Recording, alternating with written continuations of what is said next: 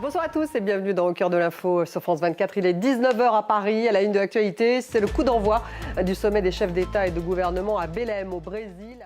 Dans 10 minutes, le débat, il est consacré à la COP30 justement, organisée à Belém au Brésil. Peut-elle être un succès dans un contexte géopolitique que l'on connaît? Comment avancer sur les politiques énergétiques? Quelle sera la participation financière des pays riches? La question de la déforestation sera-t-elle sur la table? Dans 10 minutes donc, le débat.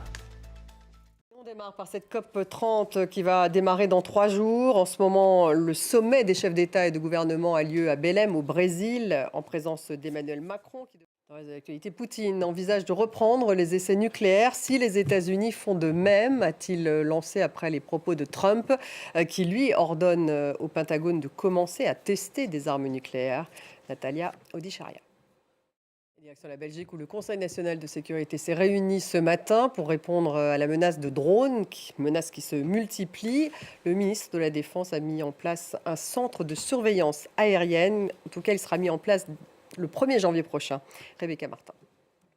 Et à Paris, dans un rapport publié aujourd'hui et rédigé avant le cambriolage du Louvre, la Cour des comptes estime que les directions successives du musée ont privilégié des projets plus visibles au détriment des urgences de rénovation et de sûreté. Marc Pope.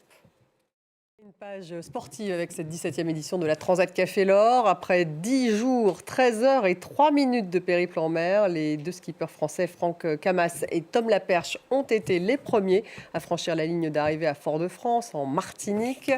Pierre-Yves Salic.